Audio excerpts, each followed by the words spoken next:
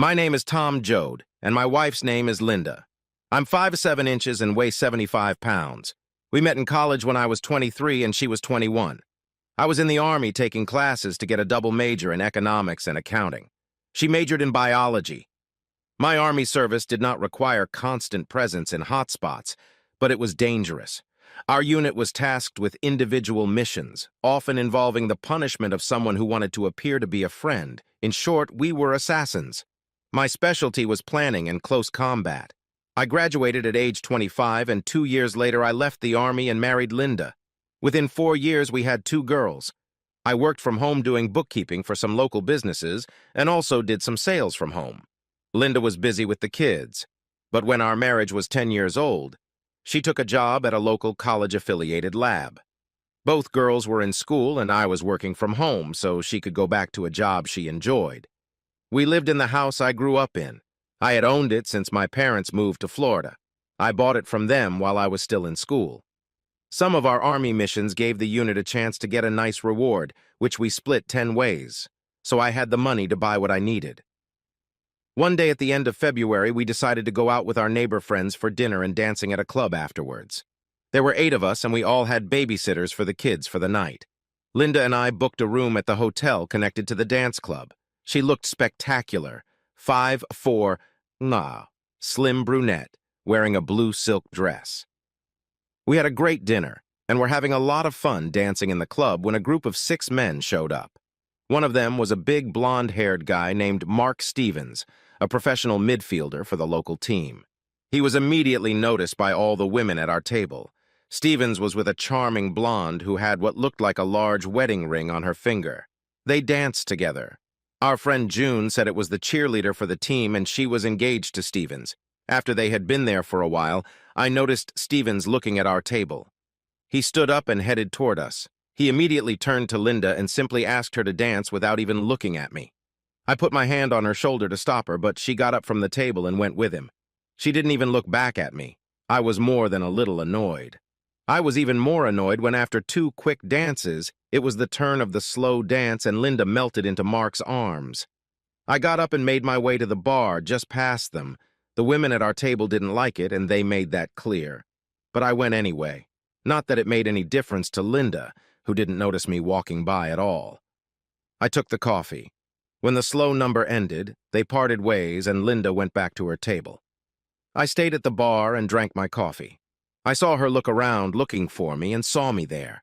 She looked a little flustered. She sat down next to June. I walked over and as I got closer, they both stood up. I asked, "Did you have fun?" "I'm sorry, maybe I got a little carried away." "Maybe you did," June intervened. "Tom, it was just a little dance, nothing special." "I thought it was insulting to me," I said. I sat down. "June and I are going to the ladies' room. We'll be right back," Linda said. They left and Mark left through the front door without the blonde. June came back, but Linda wasn't with her. I asked, "Where is she?" "Tom, Linda's not here right now. She left with Mark." "You're kidding me." I ran outside and saw Linda getting into a red Escalade. The car pulled away. I went back to the table. June was talking to the others at the table. "Did you all know what she was doing?" June said, "Tom, you have to let her spend this night. She'll come back to you tomorrow." "No, I don't need her to come back. Let her know that when you talk to her. We're done." When I said that, there was a general uproar at the table. They all thought I was being too harsh, so I snapped at them. "I don't want anything more to do with any of you. You all knew and no one warned me, so maybe I could have stopped her. Now she's going to lose everything for a night of sex." I went to the front desk but saw the blonde at the table with the other 4 who came with Stevens. She was crying. I walked over. "Are you his girlfriend?" I asked. "Yes, I used to be his girlfriend, but not now." "Where did they go?" I asked. "To our house on Cherry Lane. He said he'd never do that once we were engaged." "I beg your pardon, was that your wife?" "Was is the key word here," I said. "He'll finish with her in the morning and take her home. He likes to gloat over the husband." What a jerk. To this, the other 2 guys, both big, one black, one white, took offense. I ignored them. I gave May my business card and asked her to call me. She smiled, but she was crying. I walked away. I took my coat but left Linda's coat behind. I went to the hotel room and got my suitcase but left Linda's suitcase. I checked out. As I drove home, I had a plan fully formed in my head. This had happened to me before when I was in the service. That's why I was still alive. I wish I'd thought of the plan before Linda left. I drove my car into the garage, went inside, and turned on the security system. I went down to the basement and pulled out a rope I'd kept for years. I went upstairs, took off my clothes, and jogged to the second floor. I took black underwear, a black hooded sweatshirt, and dark gray sports pants, old sneakers, and 2 pairs of gloves. I also took a balaclava. I put it all on and went up to the attic with a rope. I fastened it securely to a beam like I used to do when I was a kid. I climbed out of the narrow window and jumped down the wall of the house. There was nothing on the other side but the forest. I ran and jumped over the side fence, down the path to the workshop there. I went inside and took my backpack, some extra wool socks, a penknife, and an old hand axe that I had deep in my toolbox. Then I took my bicycle and pedaled toward the river through a small wooded area. I crossed the bridge over the river and headed toward Cherry Lane. I saw a house, a statue of a soccer player, and a red Escalade parked in front of it. I grabbed an axe and a knife, jumped over the fence, and ran past the SUV. I used the axe to break the co-passenger side window. The alarm sounded. Then I ran out onto the porch and hid behind a pillar by the door. I didn't have to wait long. The light came on and the door opened. The asshole stuck his head out and used the key fob to disable the alarm. He stepped outside. He had a semi-automatic pistol. I hit him in the head with the axe as he walked past me. He fell and crawled away. I finished him off with another powerful 2-handed axe blow. I went back and closed the front door. I turned and ran away. I jumped over the stone wall and went back to my bike. I put on my wool socks, put my axe, knife, gloves, and shoes in my backpack and zipped it up. I jumped into the saddle and flew toward the river.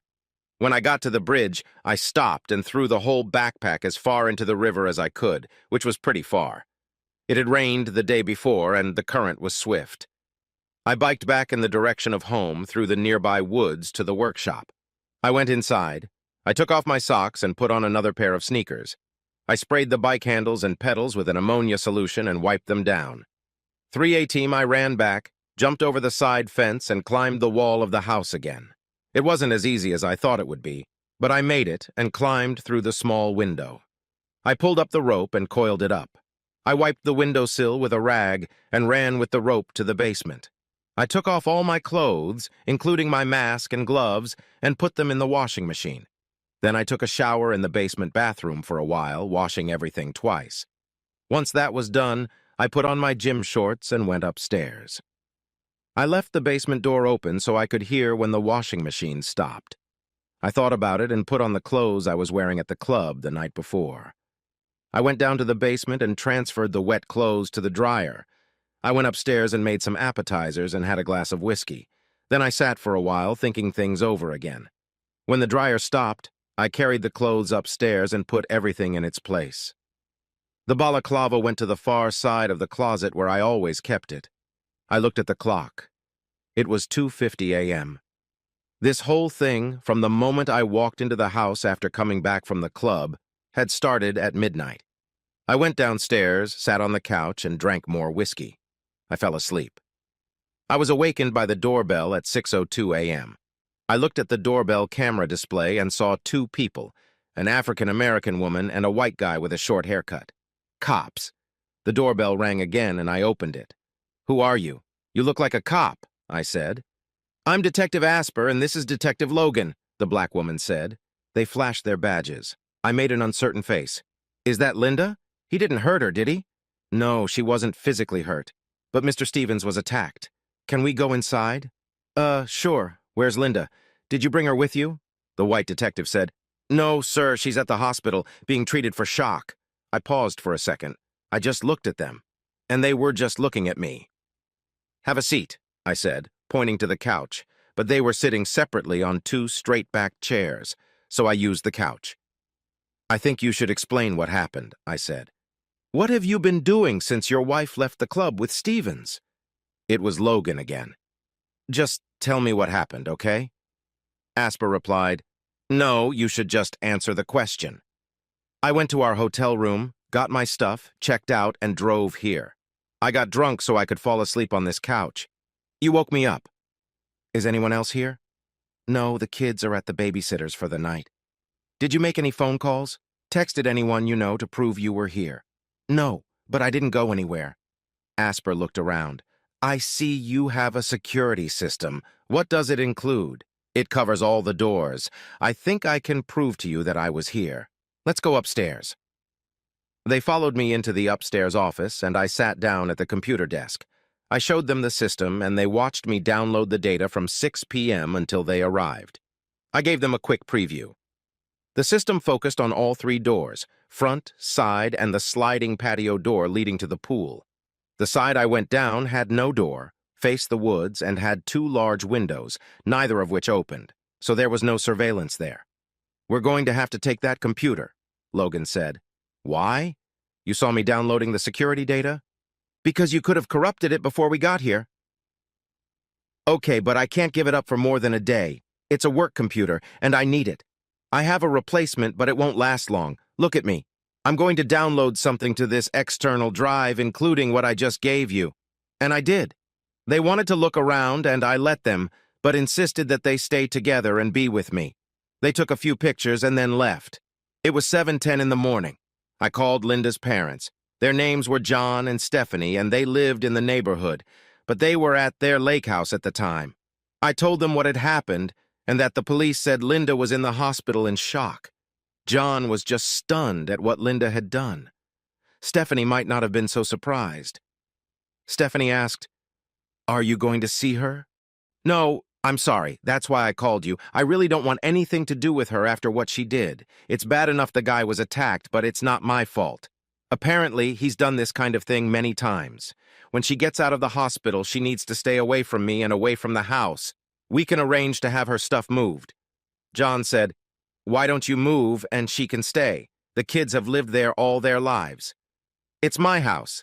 It's not joint property acquired during the marriage." John was a lawyer, so I assumed he would try to work something out. We just had to wait. He said, "It's pretty cruel, Tom. Not as cruel as what she did to me." That was the end of the conversation. Then I called my parents in Florida. I told them as best I could what had happened. They were also shocked by Linda's behavior. My dad turned on the TV and told me that there were news reports about Stevens. They said he had been attacked and killed in his home. That wasn't news to me. The phone rang, a landline. It was Judy. "Tom, where's Linda? We heard Mark was killed." "She's at the hospital in shock," the police told me. "Have you seen her?" "What hospital?" "I don't know. I don't plan on seeing her." "Don't be like that. She needs your support." "She's never going to get any support from me. I don't care if her big night was ruined, if it was ruined." "I'm going to go see her, you pig." "Did you kill Mark?" "No, but I don't regret it. Good riddance." Judy hung up. I showered again and got dressed to go pick up the kids from the babysitter.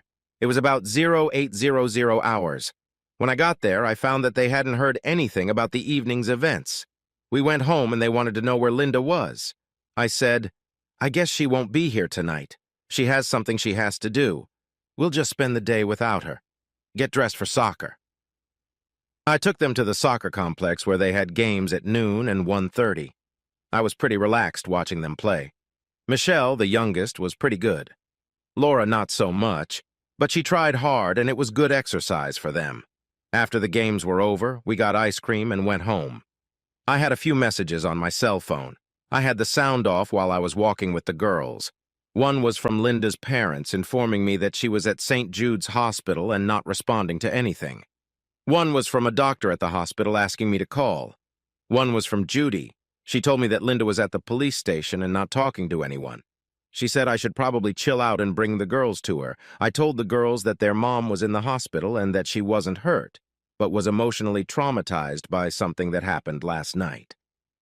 They wanted to know what had happened. I told them, "Your mom went with a famous soccer player last night to his house to have sex. There's no other way to say it. I thought about keeping it from you, but I figured you'd find out. While she was there, someone attacked the soccer player, but obviously not her. But she must have found him or something because she's in the hospital in shock. They weren't sure if they wanted to go see her, but I told them to get dressed and off we went. I called the doctor back, Laura Thompson. She said that Linda had been traumatized and was currently in a catatonic state. I asked her about bringing the kids in. She was hesitant. The doctor asked, "Are you going to visit her?" "I really don't want to see her at all." "I suppose you know why. But I can bring the girls if you think it might help." "Do they know what's happened? I mean, about the circumstances surrounding it?" "You mean the sex between Linda and the soccer player?" "Yeah, I told them. They're dressed and ready to go if you think it might help Linda." "Okay, meet me in room 311 in 30 minutes, she said. We drove there. Dr. Thompson was in her 40s, and she was a psychiatrist. We talked for a while, and then she turned to the girls.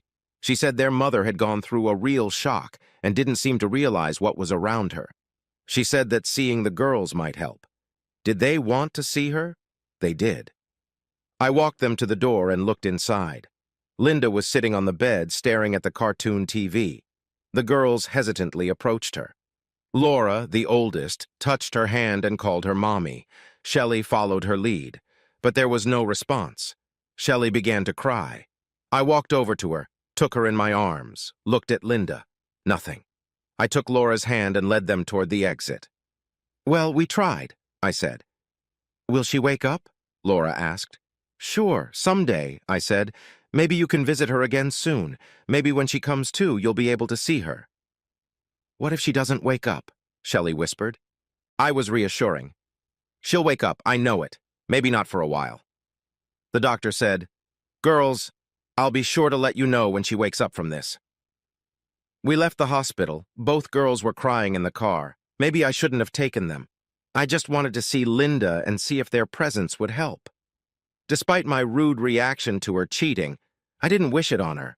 I felt bad about it, even though she deserved to suffer. But not like this. I felt tears running down my cheeks. When we got home, I made eggs and toast for them. I deliberately roped them into cooking, pretending that I needed help. Being able to boss me around seemed to cheer them up. Then I turned on a movie for them. I went into my office and called my friend to see if I could get any information about what had happened at the Stevens house after I left. He was a public defender and was good at what he did. He said I wouldn't be able to get police reports. But he had an idea. Ambulance mileage reports were publicly available. I asked him to get back to me if he could, and we hung up. I went to the living room and absent-mindedly watched the movie, wondering what might happen. An hour later, my lawyer friend called back. He said he had emailed me the information about the ambulance call. I told him about the police visit. He said that if the security system showed that no one had come and gone, I probably had nothing to worry about. But he also said that the police might get a search warrant or want to talk to me again. He recommended a lawyer for me if I needed one. I didn't think I needed a lawyer, but I called the woman anyway after I saw the ambulance report. The police found Linda with Stephen's head in her lap. She was covered in blood, wearing only a thin robe. She was repeating, "No, no, no, no, no, no," over and over.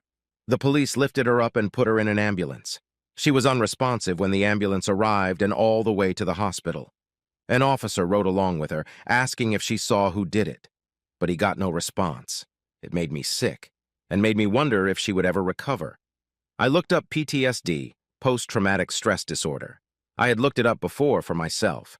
I looked into the shock-induced catatonic state. It seemed that people usually recover from the catatonic state, but can suffer from PTSD for years. The solicitor, Joan Drake, made an appointment for me on Monday morning at 9:30. She gave me her cell phone number in case the police arrived early. They didn't. The girls and I spent Sunday bumming around, me trying to convince them that Linda would be back sooner or later but would still need our help. As for me, I wondered what her reaction to me might be when she had it. I was pretty sure she hadn't seen anything. And if she did see something, it would only be a man in all black and wearing a mask. But maybe she'd assume I did. I didn't. I didn't think she had any experience with me that would allow her to seriously think I was capable of doing what I actually did. On Monday, I drove the girls to school. I followed the local news coverage of the Stevens murder. Linda's name wasn't mentioned. But it was said that Stevens was hosting a married woman when he was attacked right outside his home. Police were called by a neighbor in response to Linda's screams. So far, no one but the authorities had connected Linda or me to the murder, but I assumed that would change over time. Joan Drake was a sleek blonde woman of about 45 years old. She was also quite sharp, just as my friend had said. I told her the story from the beginning and gave her a copy of the ambulance report. She was shocked. She stared at me. I looked back at her and simply said that the police had a copy of the surveillance video and that it had not been tampered with and showed that absolutely no one came in or out between the time I got home and when the police came. I asked her to return my computer because I needed it for work. I gave her an advance and listened as she called the police station and asked for Detective Asper. "Hello, Detective," she said. "This is Joan Drake. I'm calling about Tom Joad. I want to see if I can get his work computer back." "No, I think you've had plenty of time to see if there's been any changes. You know there hasn't been." "Well, I'll send someone over tomorrow morning to take it away from you." "No, I'll send someone from the office. He's not coming." I raised my hand. I said with one lip, "I'll come." She nodded. "Okay, he'll be there, 9 o'clock. When she hung up, I told her I wouldn't talk to the cops and that I would have my phone with me to record conversations if there were any. I left. In the afternoon, the girls came home from school and immediately asked about Linda. I had already called the doctor and there was no significant change. They went about their homework. Later, we had pizza delivered. I told them that if their mom didn't come home soon, I would have to learn how to cook. That got a laugh. I'm actually a good cook. I've just never done it at home. When her sister went upstairs, Laura asked me if I could forgive Mom for having sex with another guy. "Maybe," I said. "I really don't know. Right now I just want her to feel better." Then the landline rang. It was Jim Beeman from the paper. "Mr. Joad? This is Jim Beeman from the Tribune. How do you do? We have information that your wife Linda was with Mark Stevens when he was killed. Can you confirm that? I wouldn't want it to go public. My 2 children are at school and they would probably get in trouble if this came out." Jim said, "So you're confirming it. How do you feel about the death of your wife's lover?" "I see where you're going with this. If anything you publish causes any harm to my family, I will take action against you and your newspaper. It'll come out, Mr. Joad. There's nothing I can do about it." I looked out the window and saw the TV truck parked in front of the house. Channel 7. I said, "I see a TV truck. I think you're right. Shit. I'm sorry. I have to go." There was a knock on the door. I looked into the camera and saw a young woman there with a microphone. I spoke on the intercom. "Get out! You're trespassing and I'll call the police." "Is your wife there, Mr. Joad? I called the local precinct and told them I needed help getting the press off my porch, and they did respond and removed what was already a group of 6 people from the porch. But they didn't get very far. Now there were 4 trucks out there. I called the doctor and told her to make sure Linda was safe before the press rushed in.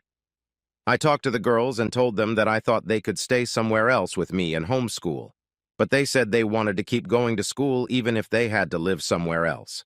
I said I would think about it. I called my attorney, Joan, and asked her for advice. She said she would make a statement to the press if I wanted to see if that would take the heat off. We set it up. The statement was made through her office and said that my family would like to be allowed to continue with normal daily life. It stated that I do not comment in any way on rumors about my wife and will not comment in the future. It said that further media presence outside the house would result in legal action if it harmed the family, and that we would appreciate it if the trucks left. Meanwhile, Detective Asper and her supervisor announced a press conference at 7 p.m. I observed. Police reported that Mark Stevens was attacked outside his home and killed with some kind of sharp object. It said that although a woman was in the house at the time, there was no indication that she witnessed the attack. It said the investigation was ongoing. The first question was whether the woman was married and whether her husband was a suspect. Detective Asper said, "Since you all know her name, I'm assuming you know she is married. But we have done a thorough investigation into him, and there is no indication that he was involved in the attack. In fact, he appears to have spent the entire night at his home, some distance from the scene." The reporter's voice came up. "What about the other women, the married women, their husbands? We thoroughly investigated the allegations that Mr. Stevens regularly seduced married women and found that there was some truth to it. In fact, he appears to have led several married women away in the presence of their husbands, so we will investigate that aspect of it." Warden Johnson adjourned the meeting. "That's all for now. If we have anything else before our briefing on Wednesday, we'll let you know." And the police left amid shouts. I made arrangements with the girls' school to have their assignments delivered here or sent via computer over the next few days. I called Linda's parents and told them to watch out for the press, but so far no one had shown up. They also disappeared from our street. On Tuesday, the doctor called and said that Linda had started to respond and that the police were with her. I told her parents and gathered the girls to take them to the hospital. By the time we got there, the police were leaving. Detective Asper said she'd like to talk to me after our meeting with Linda. I agreed. Linda still seemed stunned. She greeted the girls with a smile and hugged them, but she didn't look at me. The girls told her about the TV trucks and about school, but then Linda seemed to doze off, and the doctor said we should let her sleep. Her parents were outside talking to the girls when I went to see Detective Asper. "She seems to be getting better," Asper said. "Maybe she is, I don't know, really. Are you going to take her home?" "Until she's better, and then I'm sure we'll part ways." Asper said, "I think you should give her a break. What other punishment could she have gotten besides what happened?" "It's not a matter of punishment.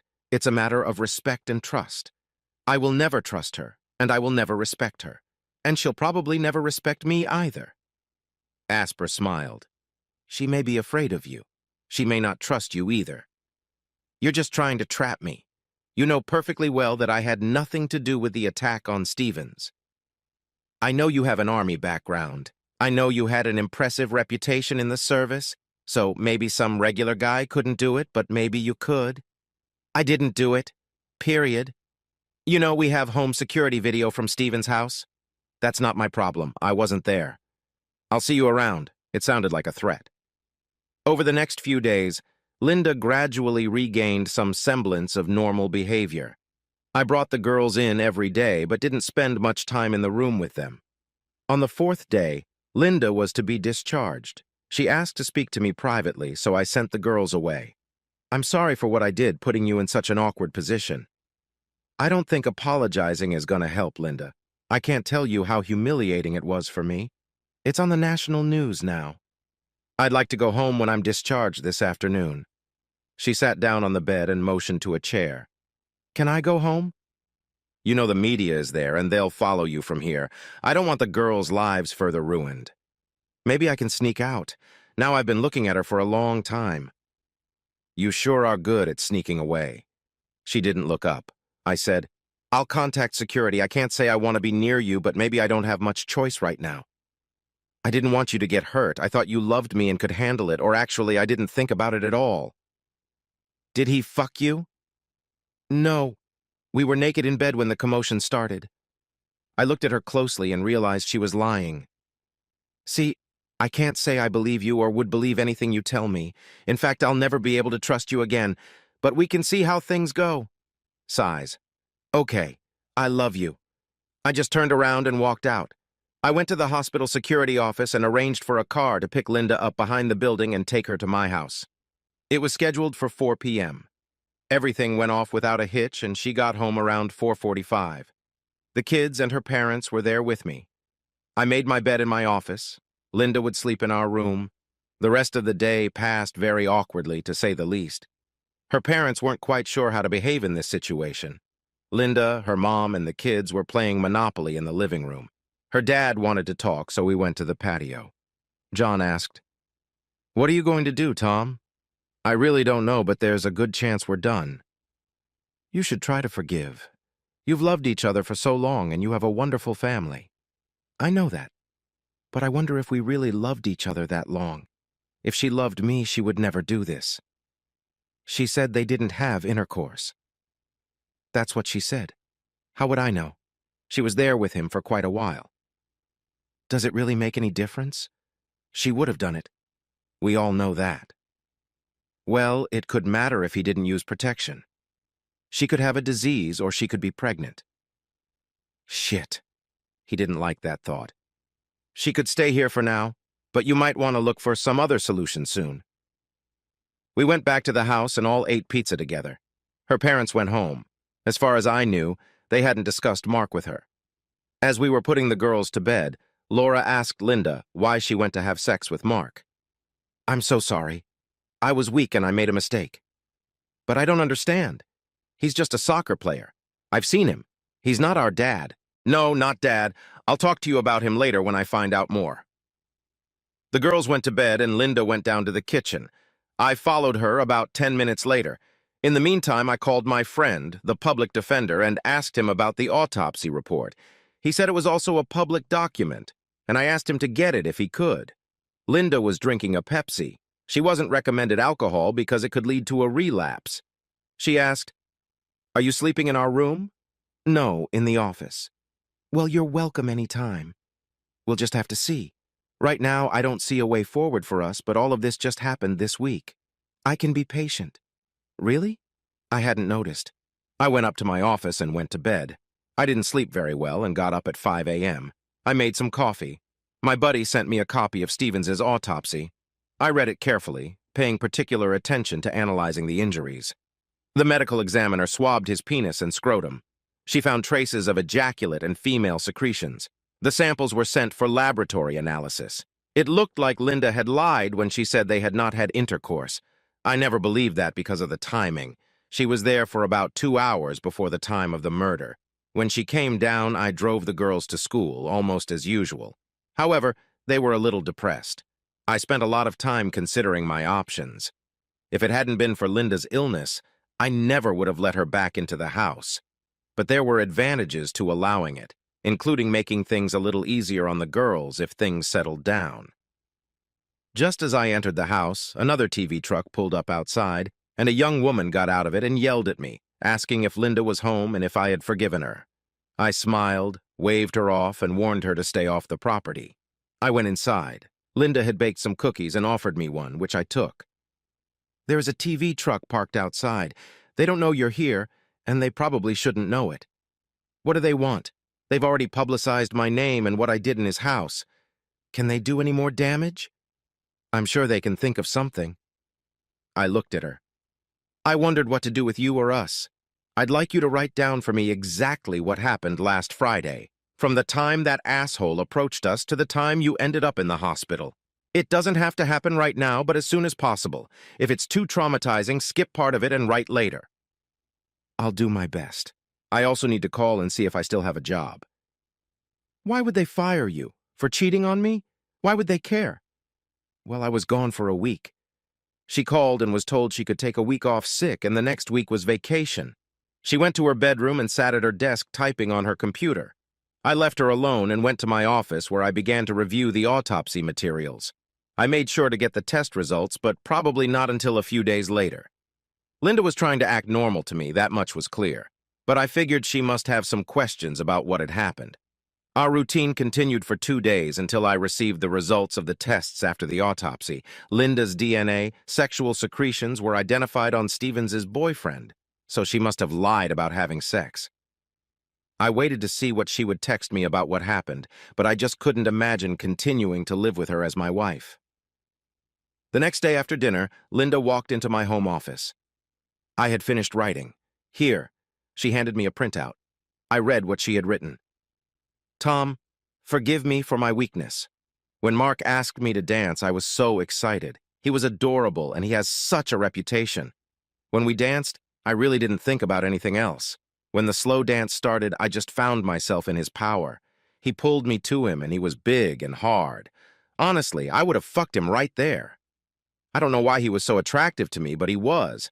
He told me to slip out the side door and we would go to his house.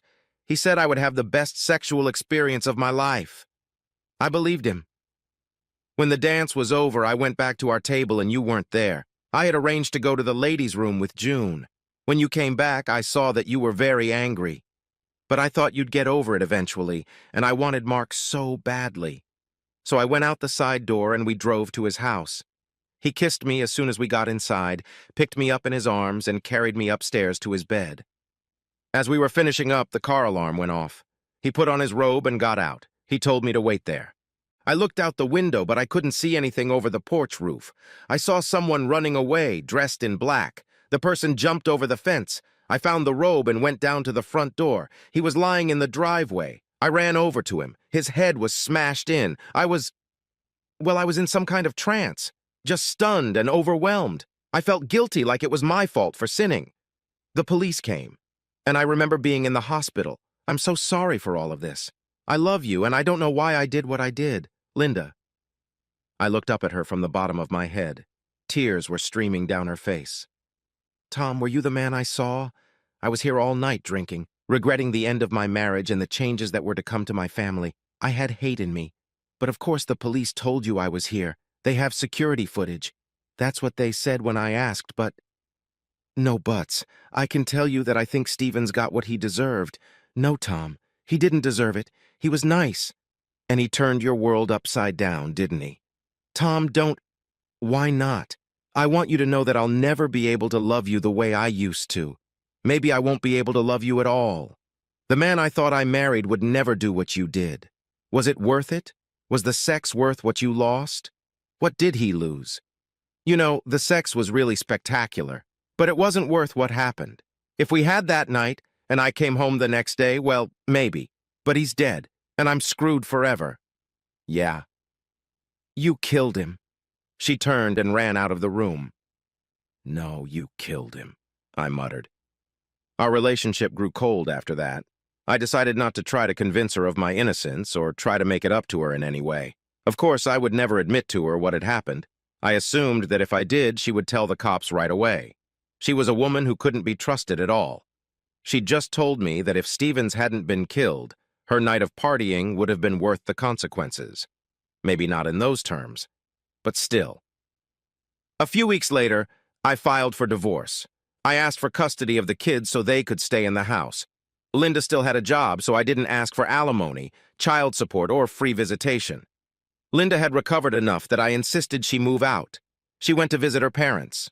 I served her there. Shortly thereafter, her father called. He wanted me to pick up the papers, said Linda was desperate. I told him she deserved to be desperate, and she should hire a lawyer. He was very angry, but I didn't know who he was angry at, me or her. He asked about visitation, and I told him she could come any night and stay until the kids went to bed. Linda showed up the next day at 5 o'clock. I made macaroni and cheese, and we ate with the girls. We played a few board games with them and put them to bed. Afterward, Linda wanted to talk, but I wasn't in the mood to talk. We need to deal with this, Tom. It's not good for the girls if we're apart. They're gonna have to adjust. You can find a place where they can come to you. The sooner we work out the divorce, the sooner you can set up a visitation schedule. Please, I don't want a divorce. I made a mistake. Okay, it's a big mistake, but I love you. There's no way we're staying married after you openly screwed that asshole. Forget it and move on. Linda started to cry, not sobbing, just quietly crying. I did feel sorry for her, but not enough to change my mind. We were done. The divorce was done. We worked out a joint custody agreement, and Linda had an apartment with a large second bedroom for the girls. The two of us established a distantly friendly relationship, focusing on the girls. After about 4 months, I started dating. Women in our circle and from work knew I was single, and I seemed to attract their attention.